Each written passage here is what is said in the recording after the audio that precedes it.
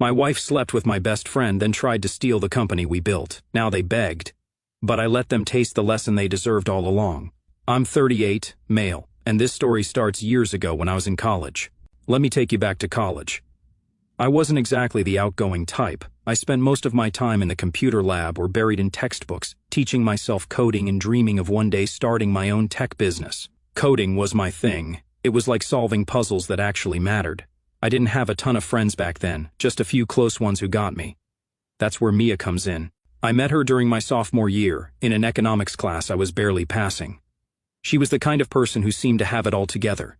She always knew the answer, had perfect notes, and carried herself with this quiet confidence. I noticed her right away, but I was way too shy to approach her. That changed one day, when she saw me frantically flipping through my notebook in the library, trying to cram before an exam. She walked over, sat down across from me, and said, "You're using the wrong syllabus." Then she handed me her notes, color-coded, perfectly organized, and way better than anything I had. She added, "You owe me coffee," with this little smirk, and that was the beginning of everything. We started studying together, and before long it wasn't just about class. We'd talk for hours about life, ambitions, and the kind of future we wanted. Mia was smart and driven, the kind of person who made you believe anything was possible. I'll admit, I fell for her hard. Meanwhile, my best friend Luke was my other constant. Luke and I had been inseparable since high school. If I was the awkward guy who preferred computers to people, Luke was the opposite, confident, charming, and able to talk his way into and out of any situation. We balanced each other out, and together we'd spent years dreaming about starting a business. Fast forward to after college. Mia and I started dating seriously during senior year, and about a year after graduation we got married. Luke was my best man, delivering a speech that had everyone laughing and tearing up. At that moment I felt like I had everything: a wife who believed in me, a best friend who had my back, and a future that looked bright. Life after graduation wasn't glamorous, though. I worked long hours at a small tech company, coding all day and saving every penny I could. Luke landed a sales job, but we stayed in touch, meeting up on weekends to brainstorm business ideas. Mia, meanwhile, took a job in finance, though she hated the corporate grind. After a couple of years, Luke and I decided to take the leap. We quit our jobs, pooled our savings, not much, and started a small app development company. Our idea was to create apps that made everyday purchases easier, things like ordering food or booking tickets with just a few taps. It wasn't groundbreaking, but we believed we could do it better than anyone else. We started small, working out of Luke's garage with second-hand equipment and mismatched furniture. Luke handled the business side, pitching to potential clients and securing deals, while I focused on building the apps. We didn't have much, but we had drive, and we were determined to make it work. Mia was there every step of the way. She was my biggest supporter, always encouraging me when things got tough. She'd stay up late with me, listening to me vent about bugs I couldn't fix, and helping me brainstorm solutions. One night, over takeout, she joked that she should quit her job and join us full-time. At the time, we laughed it off, but the idea stuck with me. About a year into the startup, Mia made the switch. She left her corporate job and officially became our operations manager. It made perfect sense. She was great with numbers, hyper-organized, and knew how to handle the stuff Luke and I didn't want to deal with, like schedules and budgets. The three of us worked like a well-oiled machine. Luke and I would brainstorm new app features and hash out designs, while Mia made sure we stayed on track. We weren't making much money, but we were building something we believed in, and that felt like enough. Our first big break came when one of our apps, a ticket purchasing platform, caught the attention of a small group of investors. They gave us enough funding to move out of Luke's garage and into a tiny office space. It wasn't fancy, just a couple of desks crammed into a room with flickering lights and peeling paint, but it felt like we'd made it. Mia threw herself into the job, taking care of operations while Luke and I focused on development. The three of us spent late nights in the office, brainstorming, troubleshooting, and celebrating small wins. It wasn't perfect, but it felt like we were on the verge of something big. Those were some of the best days of my life.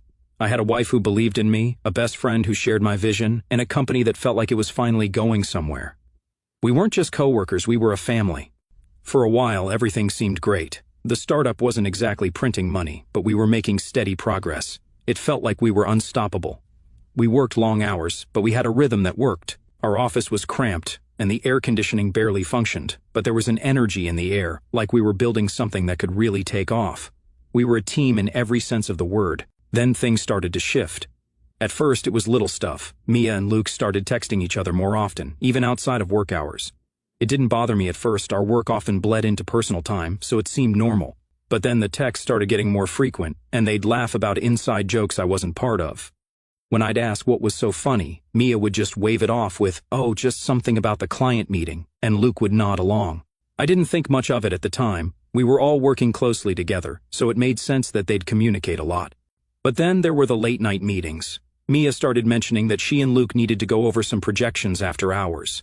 At first, it was maybe once every couple of weeks, but then it became more frequent. I'd be at home wrapping up my coding work, while Mia stayed at the office with Luke. "We're just trying to get ahead of the deadlines," she'd say, and I believed her. Why wouldn't I? We were all busting our butts to make the startup succeed, and Luke and Mia were two of the most important people in my life.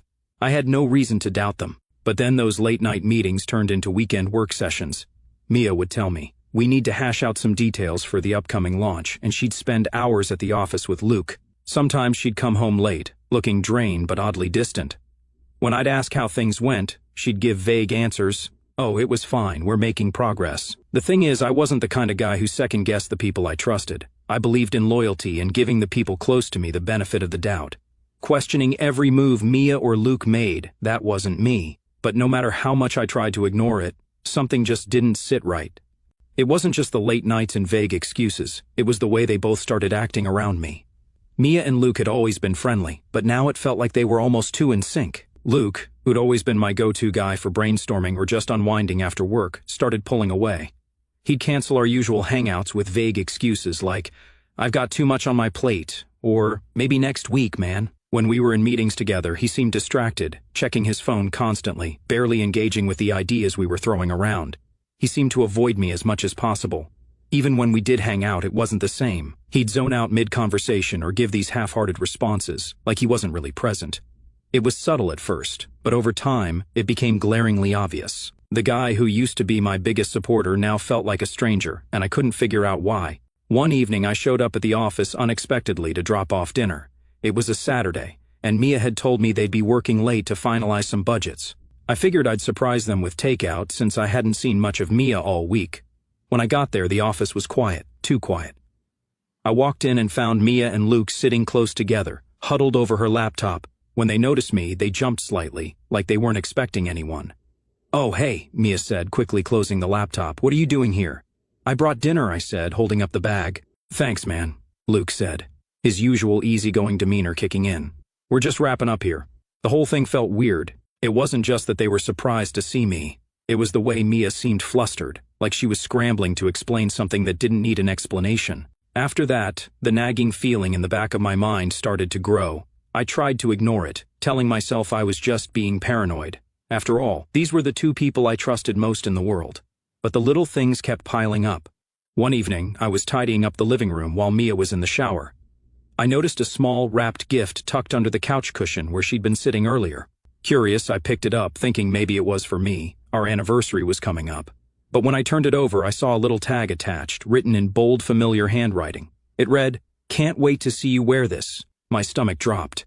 I carefully peeled back the edge of the wrapping paper and found a delicate bracelet, something far from Mia's usual style, but perfectly matched the kind of gifts Luke had a knack for picking. The handwriting on the tag matched his perfectly. I sat there, staring at the gift, my mind racing. Maybe it was for a group gift exchange.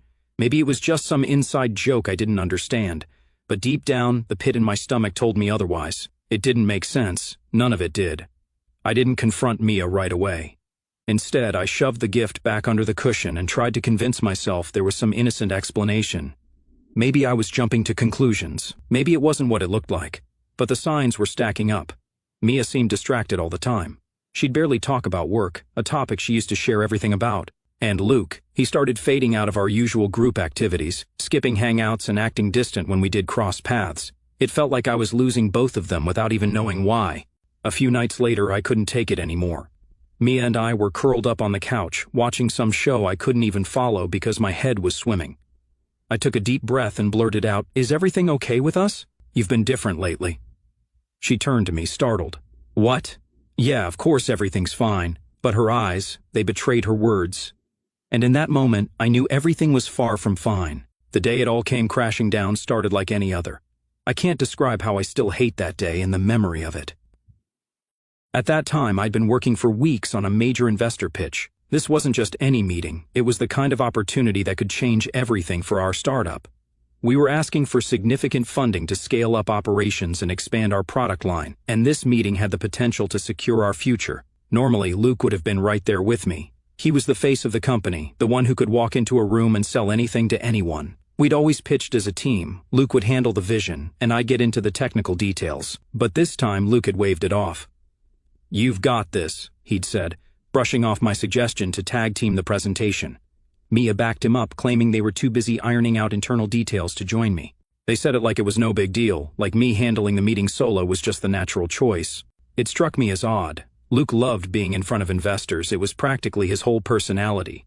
And Mia, she was all about preparation. Normally, she'd spend hours going over the numbers with me, making sure everything was airtight. But this time, neither of them seemed particularly invested.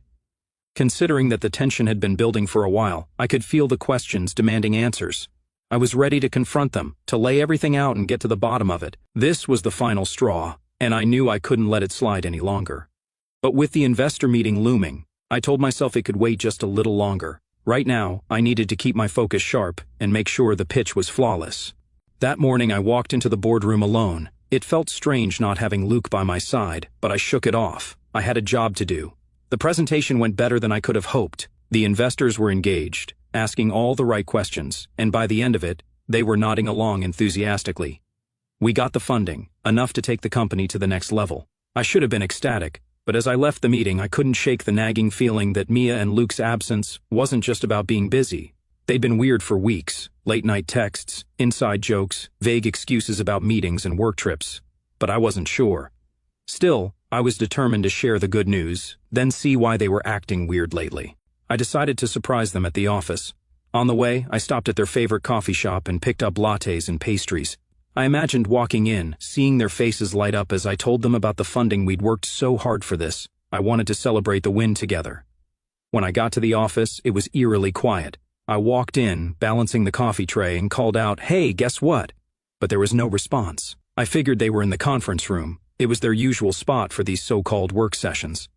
As I got closer, I heard voices, and then I heard laughter. It wasn't the kind of laughter you'd expect from a work discussion. It was softer, more personal. My chest tightened as I stood there, my hand hovering over the door. Part of me hoped I was wrong, that I'd walk in and find some harmless explanation, a perfectly reasonable excuse for the way they'd been acting. But I couldn't shake the knot in my stomach. Taking a deep breath, I pushed the door open without knocking, and there they were. Mia was sitting too close to Luke, her hand resting on his arm like it belonged there. The way she leaned toward him wasn't casual, it was deliberate, intimate in a way that didn't belong in any work setting. At first, it didn't register. They'd worked together on plenty of projects, so maybe this was just one of those moments I was overthinking. But then they saw me. The way they froze, their faces draining of color like kids caught red-handed, made my stomach drop. "Hey," I said, trying to keep my voice steady, though I could feel my pulse pounding in my ears. "What's going on?" Mia jumped up quickly, smoothing out her shirt, her eyes darting everywhere but at me. We weren't expecting you back so soon," she mumbled, glancing at Luke like she needed a lifeline. "I thought you'd still be at the meeting," Luke added, his voice way too casual. "I wrapped up early," I said, stepping further into the room and setting the coffee and pastries on the table. My hands felt shaky, but I tried to keep my movements steady. "Thought I'd bring you guys some good news." They just stared at me, their silence louder than anything they could have said. "What's going on?" I asked again, my tone firmer this time. Mia exchanged a quick glance with Luke, and then she sighed, her shoulders slumping like she was carrying the weight of the world. "Look," she started, her voice soft but somehow sharp at the same time. "This isn't how we wanted you to find out." My heart sank. "Find out what?" I asked, though deep down I already knew the answer. And that's when it all spilled out. They admitted they'd been seeing each other for months, sneaking around under the guise of work. It had started with late-night meetings and turned into something deeper. "According to Mia, it just happened," she said, her voice trembling but steady enough to feel rehearsed. "We didn't plan for this." Luke, always quick with the spin, jumped in. "It's complicated, man. We didn't want to hurt you." I just stood there, frozen. "Complicated? That's what they were going with?" Mia looked down, wringing her hands. "I'm not saying this to hurt you, but I've felt for a while now like we've been growing apart." She hesitated, her voice softening in a way that almost felt cruel. "You're always so focused on work, on the technical side of things, and with Luke, it's just different. We connect in a way I don't feel with you anymore." My chest tightened, and for a second, I thought I might be sick. This wasn't just about the betrayal, it was about how she was framing it, like our relationship was some sort of outdated project she'd lost interest in. Luke nodded, chiming in like he was somehow part of this narrative. We didn't mean for this to happen. It's just we've been spending so much time together, and it made us realize how much we have in common, Mia continued, her voice faltering but not stopping. I've been trying to figure out how to tell you. It's not that I don't care about you, I do, but we've been drifting for a while now. I couldn't believe what I was hearing. They weren't just admitting to the affair, they were justifying it, acting like their connection was some inevitable force of nature, while my relationship with Mia was nothing but an afterthought. I wanted to yell, to smack Luke in the face, to call them out for what they'd done. But instead, I just stood there, numb. Is that all? I asked finally, my voice flat and cold. They exchanged another glance, like they weren't sure if they should say more. Finally, Mia whispered, I'm sorry. Luke nodded, though he didn't seem nearly as remorseful as he should have been.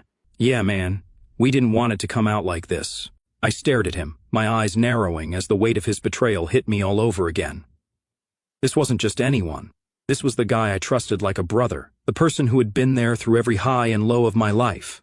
And now he was standing there, looking like he wanted to shrug it off and move on.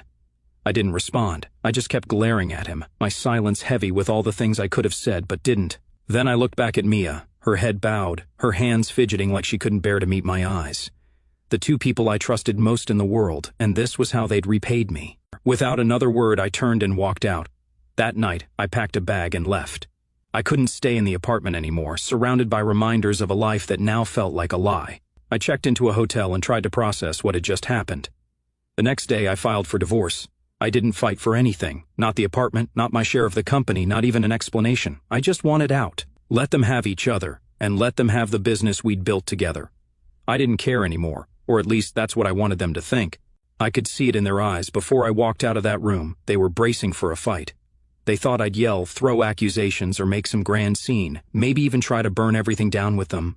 But I didn't. My calmness seemed to throw them off, like they couldn't believe I'd just walk away. But what they didn't know was that I had a plan.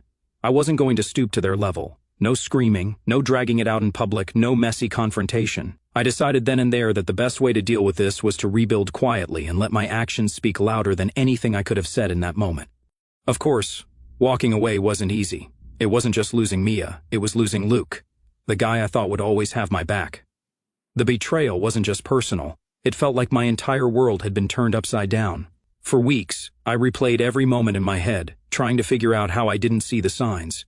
Every late-night meeting, every inside joke, every vague excuse, they all made sense now in a way that made me sick. But no matter how much I overanalyzed, the result was the same. They'd made their choice, and now I had to make mine.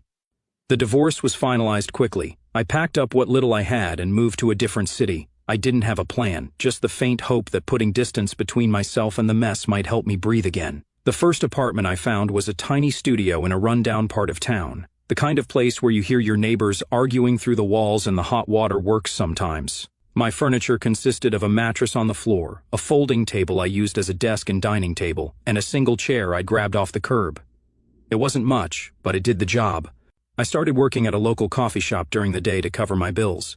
It paid just enough to keep the lights on. At night, I'd come back to my apartment, open my laptop, and lose myself in the only thing that made sense anymore, coding. You see, back when I was working with Luke at the startup, I'd been quietly developing an idea on the side. It wasn't anything big at first, just a concept for a better way to integrate mobile payment systems with smaller businesses. I'd even emailed it to Luke, thinking it could be a great addition to what we were building. His response was dismissive, too niche, too risky, and not worth the resources. That email stuck with me, not just the words, but the way it felt like he didn't even consider it seriously. I let it go at the time, filed it away in the back of my mind, but I never stopped thinking about it. Now, with nothing to lose and no one to answer to, I started working on it in earnest. Every night, I'd sit at that folding table and dive into the code. The idea consumed me, a seamless payment platform tailored for small businesses, easy to set up, affordable, and scalable. I worked obsessively, driven by equal parts desperation and the need to prove that Luke had been wrong about me. The first year was brutal. I was living on instant noodles and whatever day-old pastries the baristas at the coffee shop gave me at the end of my shift. I barely slept, juggling my job during the day and the endless stream of coding, debugging, and late-night coffee during the night. Still, I kept going. At first, I didn't tell anyone what I was working on. It felt safer that way, like it was mine and no one could take it from me. But as the app started to take shape, I realized I couldn't do it alone. I reached out to a small group of people in the tech space, pitching my idea with as much passion as I could muster. Slowly, things started to click. I'll spare you the step-by-step details of how it all came together. It wasn't a straight path. There were setbacks, moments where I thought it was all going to fall apart, and countless nights where I doubted myself. But eventually, the app gained traction, first with local businesses, then with bigger ones. The simplicity of the platform resonated with people, and the word started to spread. Somewhere along the way, I stopped checking on Mia and Luke. In the beginning, I'd look at their Instagram profiles late at night, hate scrolling through their curated lives. They were still running the startup, still attending fancy events, and smiling for the cameras. Making moves, one of Mia's captions said under a photo of them at some tech gala. It stung to see them living the life I'd poured my soul into, the life I thought we were building together. But the busier I got with my own work, the less time I had to care. By the time my app started making headlines, I wasn't thinking about them at all. I'd built a company from the ground up.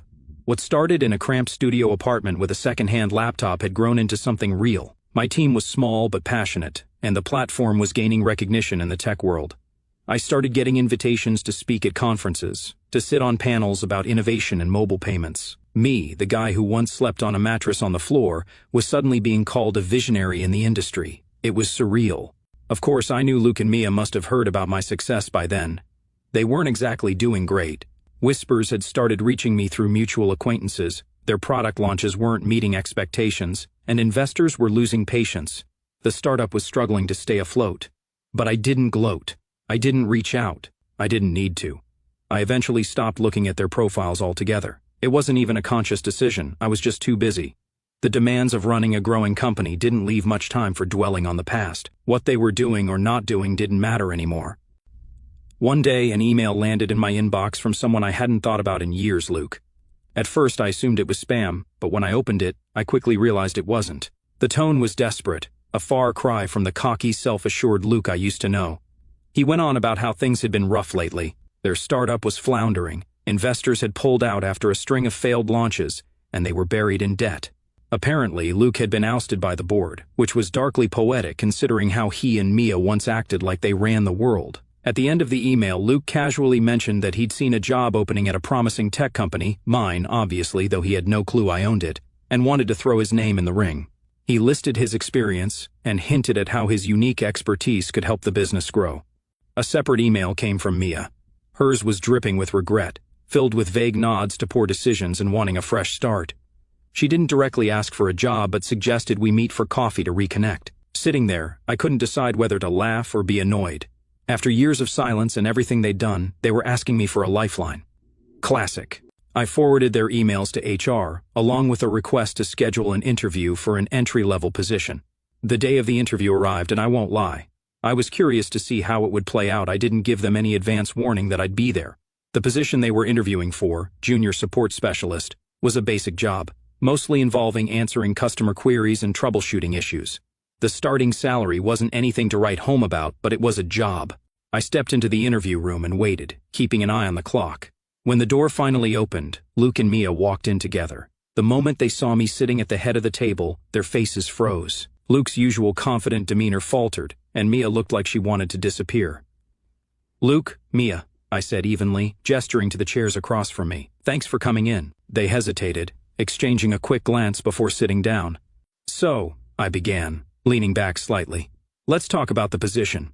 Luke tried to recover first, forcing a smile that didn't quite reach his eyes. Yeah, sure. I wasn't expecting you to be here." "Well, it's my company," I said simply, letting the words hang in the air for a moment. "I like to stay involved."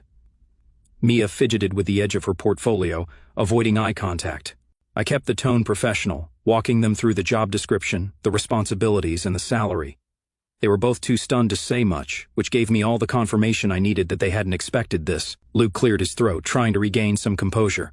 "This position seems a bit lower level than I thought," he said carefully. "Oh," I replied, feigning surprise. "Well, based on your experience and the recent history of your company, this seemed like the right fit. Unless, of course, you think it's not a good match." Mia finally spoke up, her voice quieter than I remembered. "We were hoping for something a little more aligned with our previous roles." I nodded slowly. "Ah, I see. Unfortunately, we don't have anything higher level available at the moment, but this position could be a great opportunity to, rebuild. The word wasn't accidental. Luke's face turned red, and he opened his mouth to respond, but then closed it again. For a guy who always had something to say, the silence was telling. The rest of the interview went about as well as you'd expect. They stumbled through their answers to basic questions, clearly unprepared for what they were walking into. I could see the frustration bubbling beneath Luke's surface as he realized this wasn't going to end the way he'd imagined. When the interview was over, I stood up and extended a hand. "Thanks for coming in, we'll let you know." They left without another word. Later that evening, I got an email from Luke. It wasn't a thank you note or a follow-up about the interview, it was a rant. He accused me of humiliating him, of using the interview to settle old scores. He claimed that I owed him for the opportunities he'd given me when we were starting out. And then he made his boldest claim yet, that he'd contributed to the core idea behind my app and deserved compensation. I sat there, staring at the screen, not sure whether to laugh or be angry. Luke's email was a mess of entitlement and desperation, but it was that last part that stood out. He was trying to stake a claim on something I'd built from scratch, an idea he dismissed as too risky when I first pitched it to him years ago. I didn't respond right away. Instead, I dug through my old email archives and found exactly what I was looking for, the original email I'd sent him back at the startup, outlining the idea. His response was right there. Too niche, too risky, not worth the resources. The receipts were clear. So, after Luke's pathetic attempt to land a job at my company, he decided to take things up a notch. Or at least, he thought he did. He actually tried to sue me. The guy who dismissed my original idea as too niche had the audacity to claim that my company was built on his idea, the same idea he laughed off years ago. The irony wasn't lost on me. Fast forward to court, and let me just say, it wasn't even close. I came in armed with receipts, the email where I pitched the concept to him, his dismissive response, timestamps showing when I started working on the code, and everything else I needed to shut this nonsense down. Luke's case was as weak as his excuses during that awkward job interview. The judge ruled in my favor so quickly, it felt like they were doing me a solid just to save everyone's time. Now, not only is he jobless, but he's also drowning in legal fees. I guess karma works overtime sometimes.